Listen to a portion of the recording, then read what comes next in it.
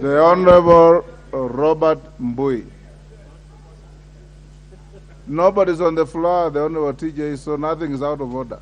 Thank you, Mr. Speaker, for this opportunity. First, Mr. Speaker, I wish to say that this issue of who is majority and who is minority has caused a lot of confusion.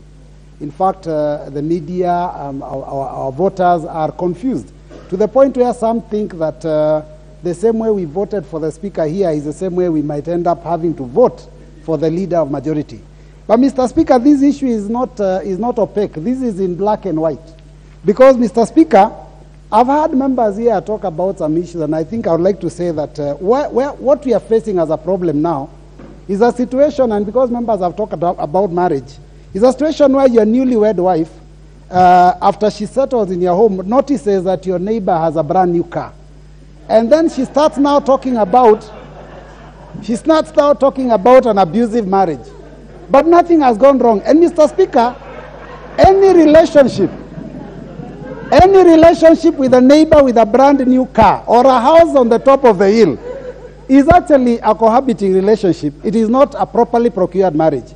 So, Mr. Speaker, who has a properly procured marriage? Those of us, Mr. Speaker, that signed an agreement before the time of the election. Mr. Speaker, this Constitution Article 108 is very clear about the leader of the majority party, and it says on Part 2 that it is the leader of the largest party or coalition of parties. And Mr. Speaker, I want to point out that the size of a party is based on the number of elected members.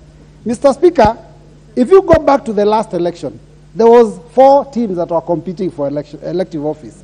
Let's forget the Wajakoa and the other one. We are left with 2 teams, and that was Raila Amolo Odinga and William Samoei Ruto. Each of them had a coalition, which was known by everybody in the country, including even nursery school children. Mr. Speaker, the results of this election were announced, and it clearly showed that those that were elected under the Azimio la Umoja were more than those that were elected under the Kenya Kwanza.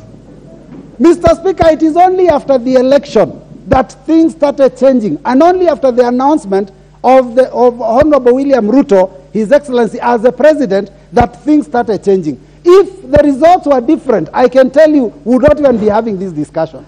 So let us be honest with ourselves and agree, Mr. Speaker, that the fact is this. You know, and I've heard that, I've heard people complain, but let me just tell you, the fact is that to determine the majority is by a letter that was read and tabled on the floor today. So what further argument do we have about deciding who is the majority? Now, in another month, Mr. Speaker, I do agree that Azimio la Umoja will not be majority.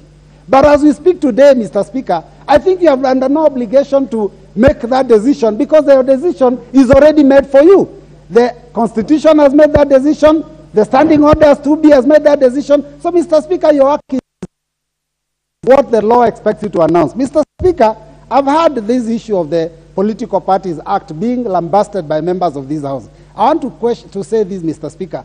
It is unfortunate that we as members of the House are the ones that passed this law, and now we are insulting it. Mr. Speaker, there is no duress because members of Parliament did take a vote, and there are those that voted for it, and there are those that voted against it. Mr. Speaker, as you sit on your chair, please note, and this is a fact, that, Mr. Speaker, members make a decision through a vote.